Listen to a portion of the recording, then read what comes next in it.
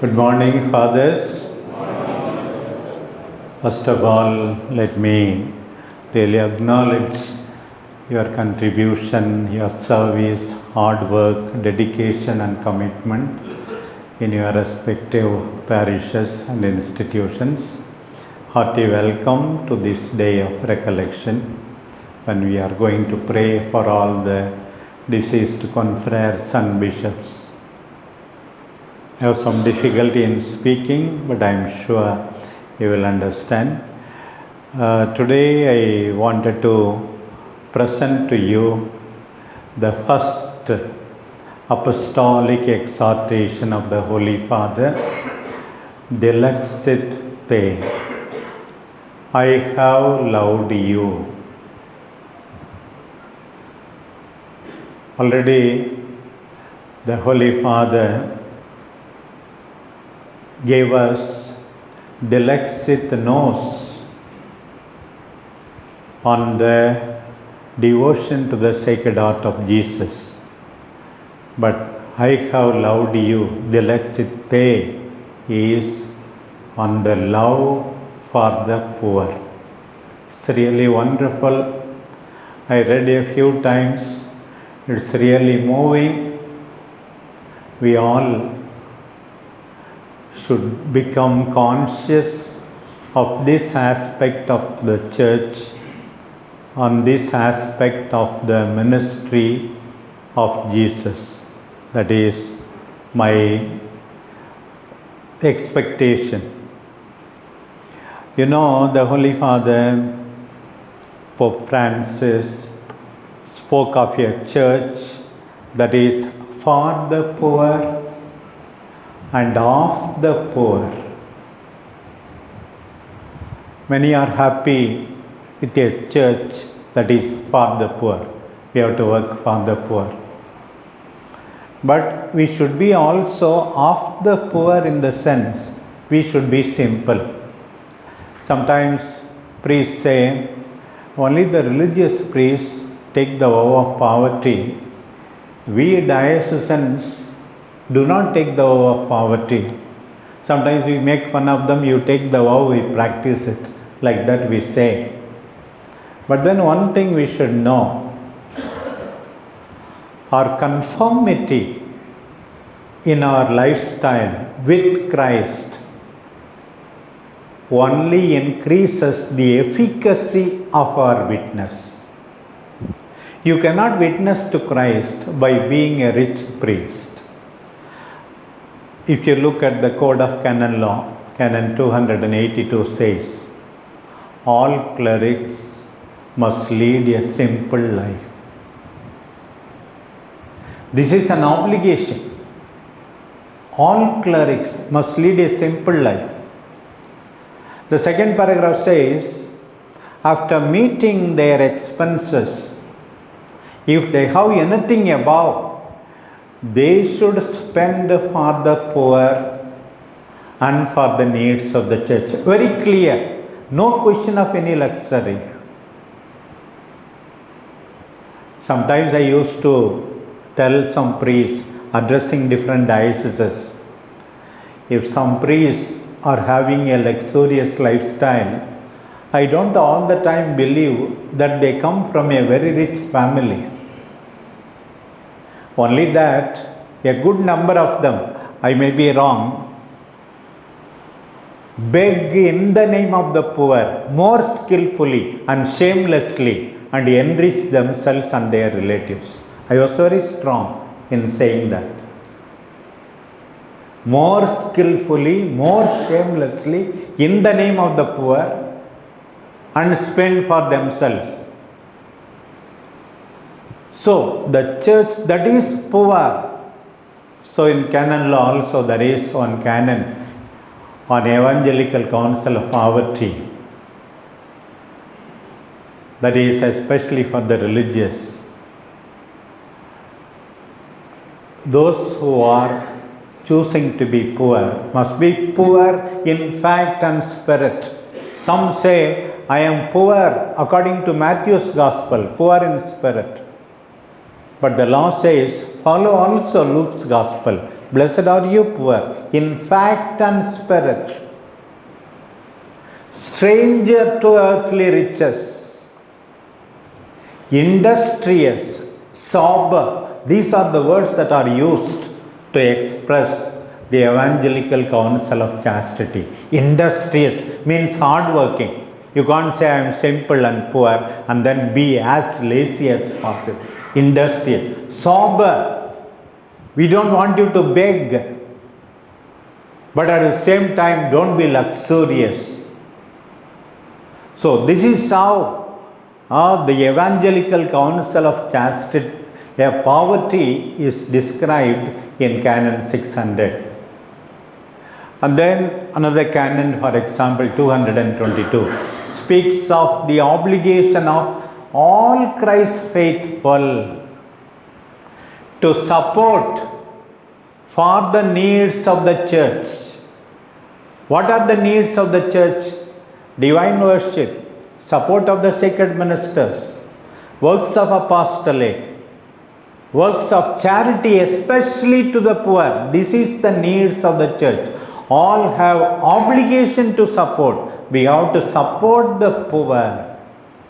Even the first canon in book 5 of the Code of Canon Law, 1254, paragraph 2, speaks about why at all the church possesses property. There it repeats the purposes I already underlined and once again says it is for the needs of the poor that we are having property. One of the primary needs of the church for money is to support the poor. That's very clearly said. Poor. And then I don't know how many of you learnt in your canon law class already in the seminary, Canon 529, when these people were preparing catechism for the Vimal and his companions, I told them, rewrite in this Christual Valvu all the 3 paragraphs, what each parish priest must know. First, the teaching office, 528, paragraph 1. Second, 528, paragraph 2, the sanctifying office. Third paragraph, very important, 529, paragraph 1. Seek out the poor, the needy, the lonely, the abandoned, and be with them. Be a pastor to them. This is our pastoral ministry, we are told. Not that fathers you do not know. It is only a gentle reminder once in a month. I am not very happy when any of you misses the day of recollection. Of course, every human rule has always an exception, I understand. But then we have to set apart this day, we know. Today also I could have been in some other places giving talk, attending a celebration. But then this is important to remind ourselves, to recharge our battery and then walk further in our pilgrimage of faith, leading other faithful in the same pilgrimage of faith. Actually, this apostolic exhortation, advice, encouragement, pleading, requesting, that's what is exhortation. One of the important teaching of the Pope. The title is very beautiful. Actually, this was already half finished or started by Pope Francis. The new Pope, Leo XIV, continued it and completed it and make it available to us. He signed it on 4th of this month, last month, on the feast of Saint Francis of Assisi, and it was released on the 9th of October. 4th he signed it, Francis of Assisi. You know, Pope Francis himself was told by the Brazilian Cardinal Holmes, as soon as he was elected, do not forget the poor. Do not forget the poor. It is so wonderful that this Pope does not neglect continuity. Some parish priests or some principals all the time doing exactly the opposite of what the predecessor did. Yesterday, I received a letter from another diocese, one parish priest, about a parish priest. The people are writing in big numbers. See, this parish priest is going on criticizing all the predecessors. For the past 40 years or so, all my predecessors who were here, parish priests, spoiled the parish. This is what he is saying repeatedly. So many people have signed and written to me. The Holy Father, Pope Leo, doesn't criticize him. He goes in the same way. Unless it is absolutely necessary to change something, please have regard for the predecessors. It is a good practice, continuity. Now, I cannot go on talking. I'll just follow the slides that have been prepared, and then we will know the essentials, and then tell the people about it, and let us know our identity as poor and as people who are for the poor. That's why sometimes some institutions come with a big budget or spend and then come to me. I get a shock. Yesterday I was sharing with fathers jokingly. We give sometimes scholarship of 1,500 rupees.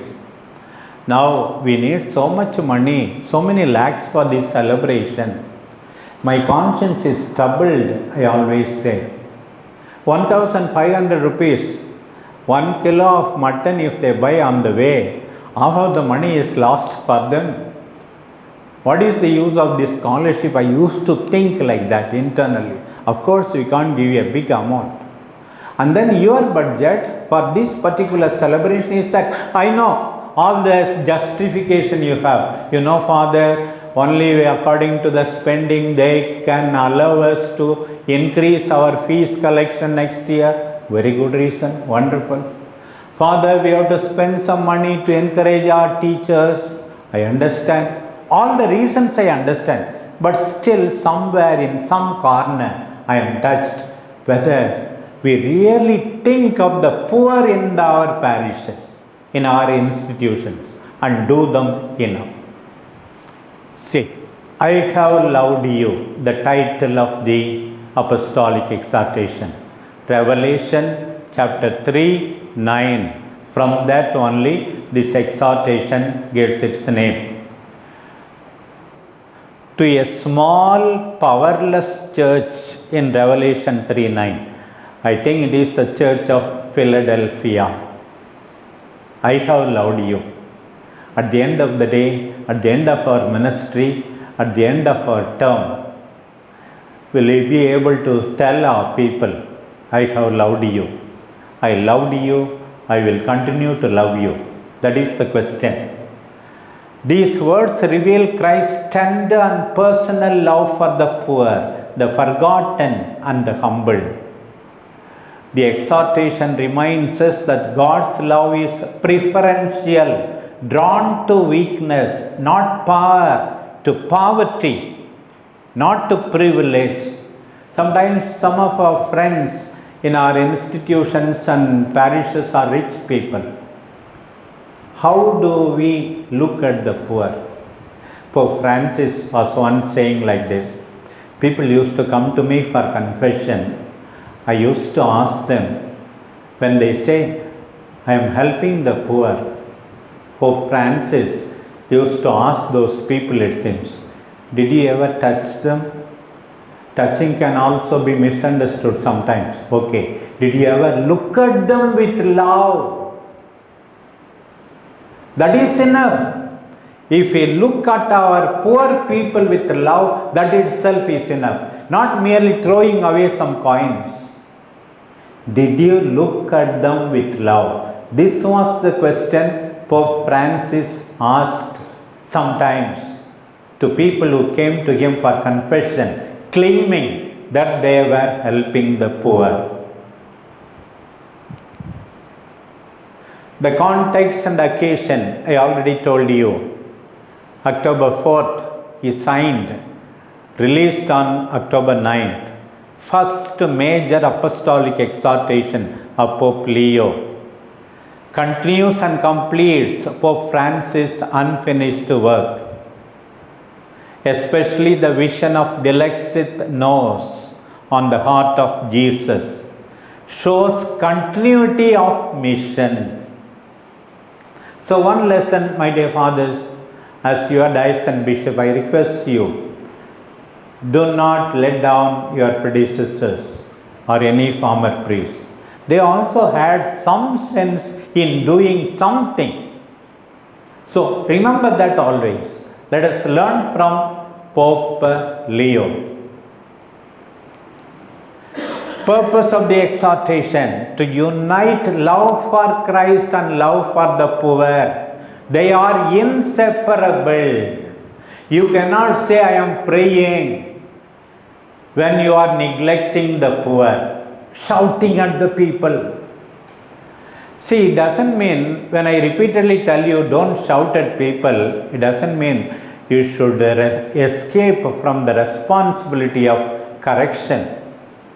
You have to correct, all right. Repeatedly I have told you, fathers, I myself may be failing in that. What you say is important. How you say is equally important. And then to remind the church that true faith is always expressed in compassion and service. This apostolic exhortation has the purpose of renewing the heart of the church, calling every Christian to rediscover mercy as the measure of holiness. My dear fathers, sometimes we say, we are already doing enough to the poor. Please, let us not justify our existing conduct. We have done something, Bishop. We can always do a little more. When somebody comes out like this, I am so consoled. Let us not justify our present conduct. We are already doing. Background and context. Again, I go through fast. Pope Francis' vision of a poor church for the poor. Many are happy. For the poor, many are happy. We should be simple as much as possible. Simple. The other day I was telling our sisters, Holy Angels, Alagapuram, their foundress was doing household duties, was a shepherdess. And she says, let not the poor be frightened by your structures, that they are afraid of approaching you. Be simple, that all can come to you, she says. Pope Leo XIV carries the same spirit, turning contemplation of love into action for justice and compassion, expresses the Church's enduring commitment to the preferential option for the poor. So this particular exhortation is full of scriptural quotations. You already know. Many of our priests are very powerful preachers, I know. You would have made use of the text, you know. Once again today, let us remind ourselves that the Diocese of Salem should have more compassion to the poor, to the downtrodden, to the abandoned, to the marginalized. Let us renew our commitment to the love for the poor. See Exodus 3, 7 to 10. I too like this verse. I heard their cry. I saw their tears. So, very moving. When God the Father is like that, how can we be insensitive to what is going on to our parishioners, to our teachers, to our institutions? Dealing with the teachers also. See, think of it that they have a family. They have to do justice to the salary they get, all right. But understand their own families and occasionally manifest your compassion. Occasionally ask them, did you eat? Are you worried about your sick daughter? We have to ask. And God the Father sees, I saw their tears. I heard their cry. And then Luke 4:18, we know, bring good news to the poor. Matthew 25, the last judgment, based on what is done to the least of these when they are in need. These texts reveal that love for the poor is God's own way of loving. Not a social idea, but a divine mandate.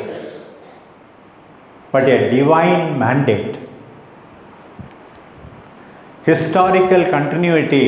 We know the Holy Father in this book quotes so many saints, at least 30 of them in this exhortation. How they were all having concern for the poor. So many founders and foundresses of congregation for the poor. The law of the church itself says, church needs goods for the sake of the apostolate. Some of us do apostolate for the sake of getting money. Not having money for the sake of apostolate, but earning money through the apostolate all the time. I do not know. I am inexperienced in this matter. I may be wrong. But then the church says, why you need temporal goods? For the sake of the apostolate. But it never says, you do apostolate in order to earn money. It is never said in the teaching of the church. Maybe it is more practical. That's why many are following it. Okay. Saint Lawrence, who called the poor the treasures of the church. Saint Chrysostom, Pope himself Augustinian, he mentions Saint Augustine. I am not quoting the whole thing, but it's very, very beautiful. Vincent de Paul, John Bosco, Francis Cabrini, a first American saint, I am told, who was working for the poor. And then the option for the poor is not new, but the oldest tradition of the gospel, lived across the centuries by saints, religious and the faithful. So many people have worked for the poor. The scene of Bethany. It has 5 chapters. Briefly, I will explain the essentials. First one, the exhortation begins with the woman of Bethany, that is Mary, sister of Martha, who anoints Jesus with costly perfume. And when Judas criticizes, Jesus says, the poor are always with you. The same Jesus said at the end, I am always with you till the end of the world. The poor are with you. Maybe Jesus is saying, in the form of the poor, I am always with you. Jesus defends her gesture. This sets the tone. Love is remembered by God, even when ignored by the world. Beautiful expression. Sometimes I may not acknowledge, fathers, some of your hard work and contribution, but God sees you. He is the sole reward for you. Don't worry, this bishop doesn't bother about my hard work. I did this, I put up this building, I did this much development, don't worry about me. What is it? Your reward is from God. That's what is important. That will give you more courage.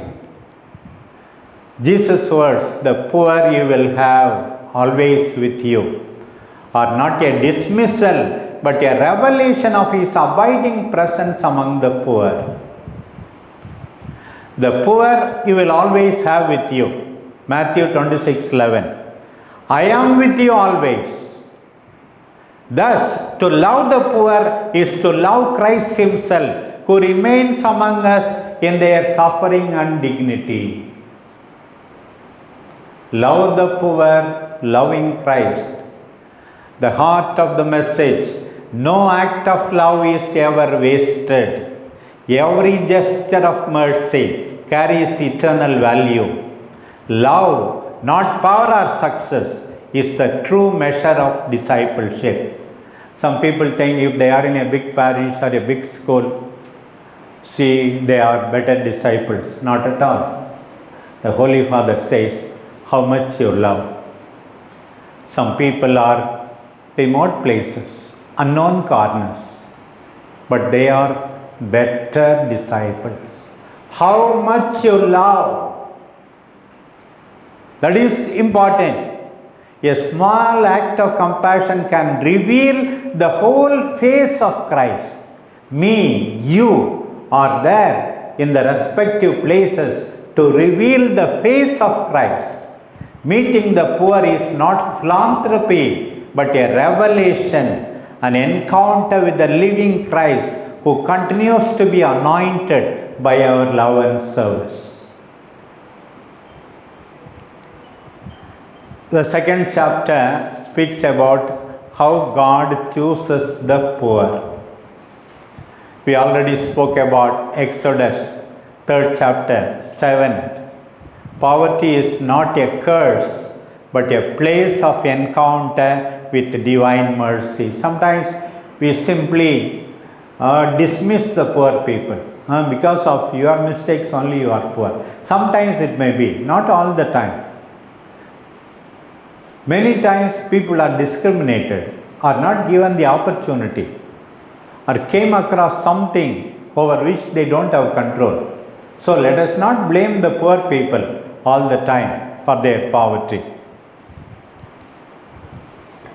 Preferential option for the poor is therefore theological, not political. It mirrors God's own way of loving. It emphasizes that God's love is first directed towards those who are marginalized and suffering. Jesus, the poor and humble Messiah, we know it, born in poverty, lives without possessions, dies rejected on the cross. I once asked Father Legrand, nowadays people say Jesus was a very rich carpenter, he was not so poor.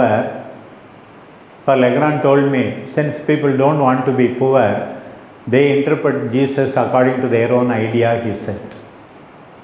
He was really poor. His poverty is not misery but mission. St. Paul says, though he was rich, he became poor for our sake. Sometimes you and I must ask ourselves, can we also say these words with Jesus? Our family members are richer or poorer? They are poorer, sometimes we are richer. That is not the model which St. Paul cites.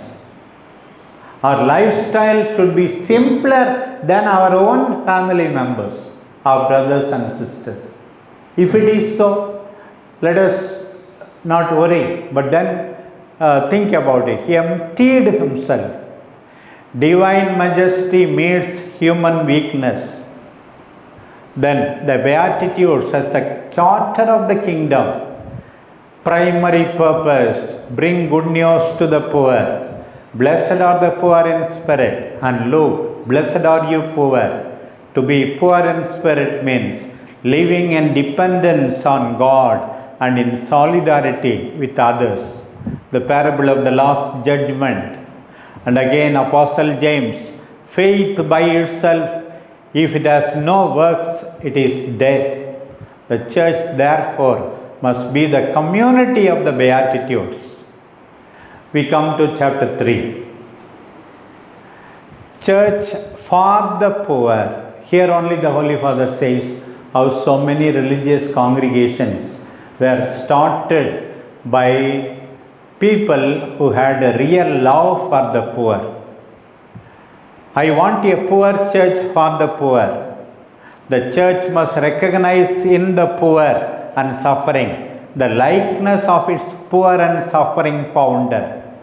The document insists on an inseparable bond between our faith and the poor. The church's true wealth is not in gold or buildings, but in her people, especially the poor who reveal Christ's face. To be a church for the poor means living simply, serving humbly, and walking alongside those who suffer. The poor are not subjects of charity, but subjects of faith. Objects of charity, but subjects of faith. Teachers of trust and witness of hope. Recently I was reading a book by the preacher to the synod, Father Timothy. It speaks about how much the sick people can teach us. They are not our beneficiaries, the sick. The sick are our teachers. Some of the sick people, by their patience, by their kindness, and so on. Like that, the poor are our teachers. The poor are our teachers in many ways. Resilience, hard work, care, compassion, sharing. Witness of the saints and tradition. Say in Acts 6 chapter, sharing with the widows. And then St. Lawrence example. These are the treasures of the church. Care of the sick, care of the poor in monastic life. Worship is inseparable from charity. Justin adamantly insisted it is not possible to separate the worship of God from concern for the poor. Worship of God, concern of the poor must go hand in hand. Especially John Chrysostom. Some of his full statements are marvelous. Really. He says, he vehemently denounced hypocrisy of honoring Christ's body on the altar with wealth, golden chalices, fine linens, while simultaneously neglecting Christ in the poor outside the church door. He says, get lost with all these decorations. Expansive churches, costly churches, they have no meaning whatsoever when the poor in the parish are not attended to. John Chrysostom, very strong, already those days. Not giving to the poor is stealing from them, defrauding them of their lives, because what we have belongs to them. What we have belongs to them. True adoration, authentic adoration of God must translate into practical care for humanity. Mother Teresa of Calcutta always said, how do you get energy to serve these poor people? All from the Eucharistic Lord. There was a close link between the Eucharist she attended, she adored, and the poor she served. And St. Augustine taught that the poor are not just people to be helped, they are the sacramental presence of the Lord. Our Pope, who is an Augustinian, once again speaks about Augustine. The poor people are the sacramental presence of the Lord. And then Francis of Assisi, Vincent de Paul, John Bosco, Teresa of Calcutta, their witness teaches that service to the poor is not optional. It is central to discipleship and evangelization. One thing I want to hear about you. Our Father, whom you have appointed bishop, is very kind, gentle, generous to the poor. Being kind, gentle, generous to the poor. The church identity. Pope Francis spoke about the smell of the sheep. Church for the poor becomes also church of the poor.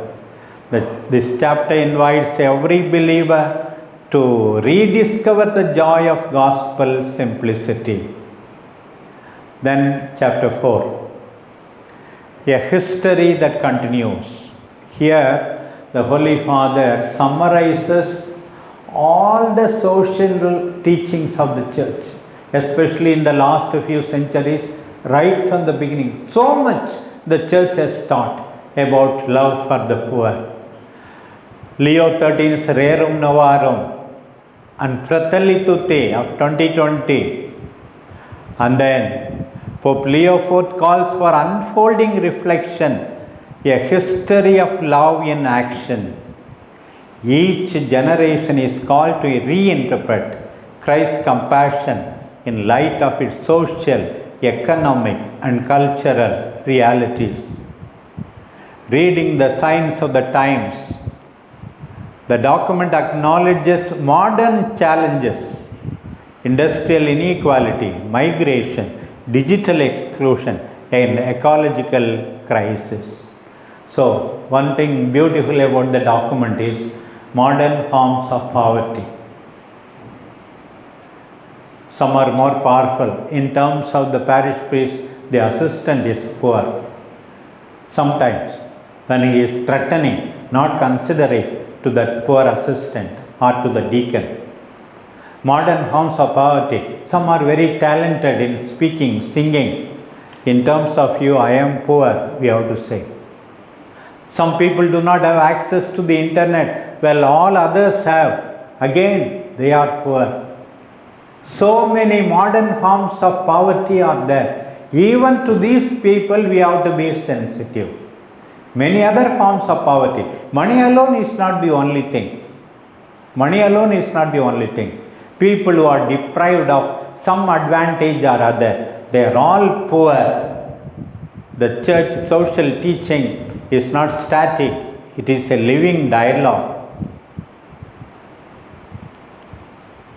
Role of the magisterium. The magisterium and the faithful must interact constantly.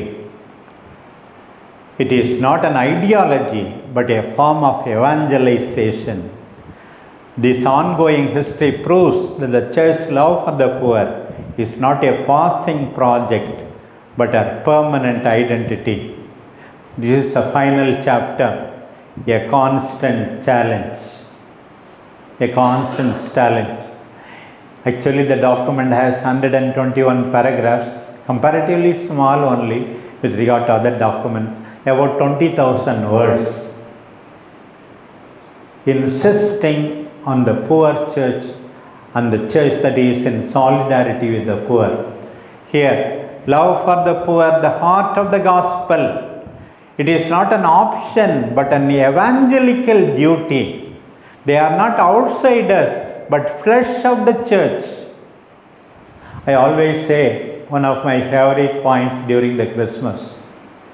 The greatness of the person is measured in terms of how he treats persons who cannot harm himself, who cannot do any good to him.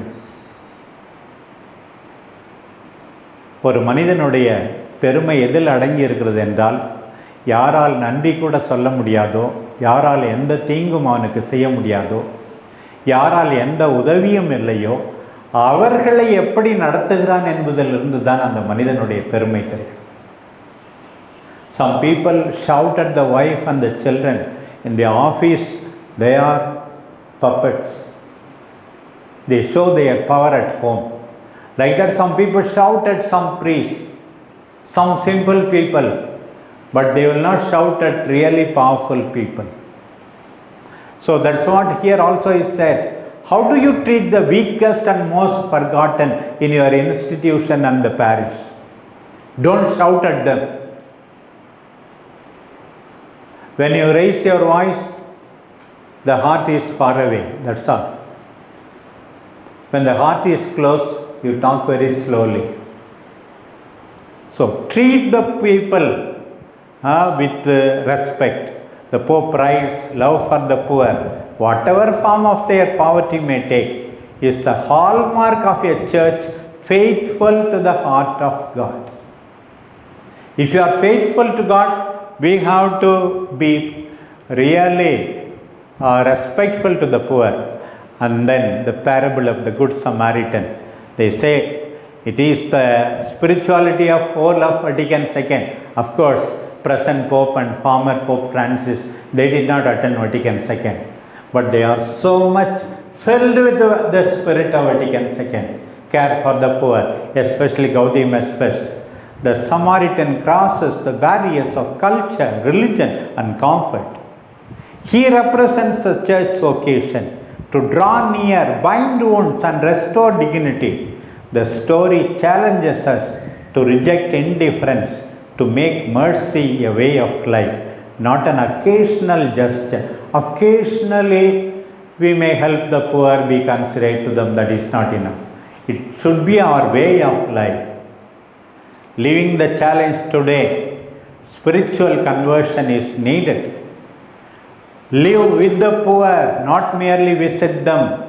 Warns against charity without relationship. True love requires proximity and tenderness. We should have a Samaritan face in each of our institution and parish. Almsgiving today also is necessary. Almsgiving is the wing of prayer. You pray, don't have wings, you can never fly. If you don't do any charity or help people in need, what is the use of your prayer? The final appeal, love must be active, concrete and creative until every wound of humanity is touched by Christ's mercy. The entire exhortation flows from one divine truth: I have loved you. Pope Leo reminds the Church that to love Christ is to love the poor. Love for the poor is not social activism. It is the expression of faith, worship and discipleship. Marvelous sentence. The call for today, it is a spiritual roadmap for renewal, a church that walks humbly, serves generously and listens deeply to the cry of the poor. Each Christian is invited to make mercy his or her mission in family life, ministry and society. St. Augustine, once again the Augustinian Pope quotes Augustine: the greater the love for the poor, the greater the reward from God. The closing vision: a church with the heart of Christ, tender, simple and close to the wounded world. Thank you.